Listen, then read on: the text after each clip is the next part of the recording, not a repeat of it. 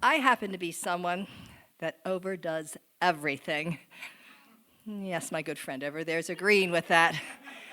That's why I'm not sure why for my 40th birthday, when my one coworker gave me, of all people, a book with the title 40 Fun Sexual Positions to Try Out in Your Empty Nest Years.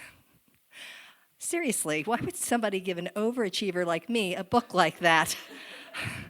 Now, of course, I was never going to look at that book. Plus, Mark and I weren't in our empty nest years. But for some reason, I didn't throw it out.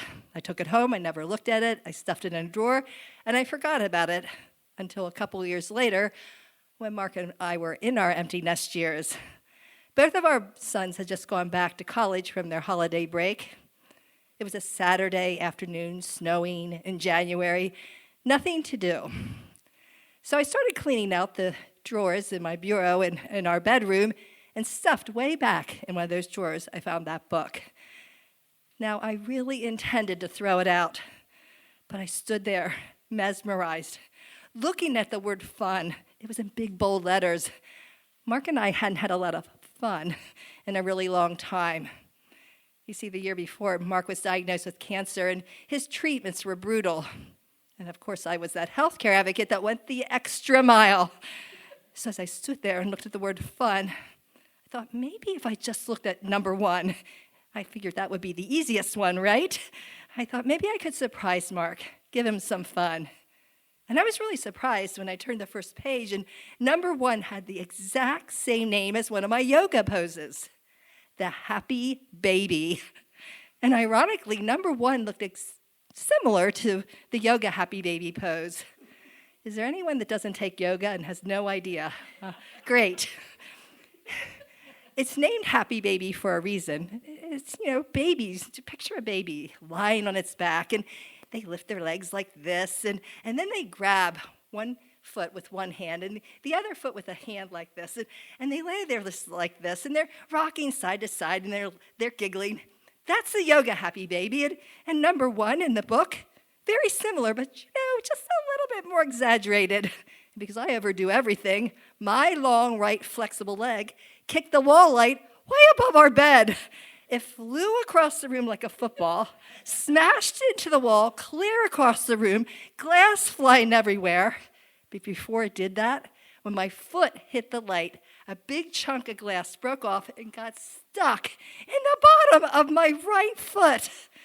And all I could think of is, how am I going to explain this in the ER? The whole car ride to the hospital, Mark was coaching me. Okay, Marianne, this is not the time for TMI. Yes, I happen to be the queen of too much information, too.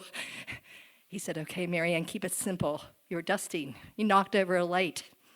You're barefoot. You stepped on a piece of glass. Simple as that.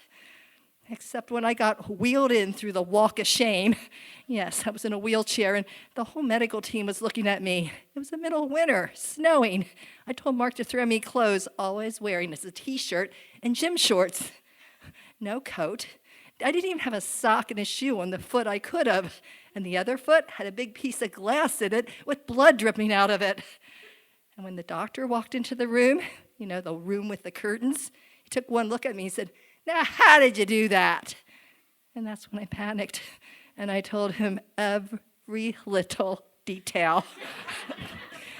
But I ended with, but I did it for my husband. He lives with cancer. His treatments are brutal. I just wanted to give him some fun. And all of a sudden, the attitude of the whole medical team changed. The doctor who had just stitched 10 stitches in the bottom of my foot was now gently stroking the top of that foot. He said, are you okay? Can I get you anything? And then he looked at my husband and said, your wife is amazing. Yes, I might have gotten wheeled in through the walk of shame, but let me tell you, I got wheeled out through the Hall of Fame. It was pretty obvious that the whole medical team had heard what I did, because now they were bringing me warm blankets and snacks for my car ride home, and there was even a mitten tree up from Christmas, and I didn't just get mittens, I got a hat and a scarf and a sock for my left foot. Yes, this was one time that me overdoing it made me a hero.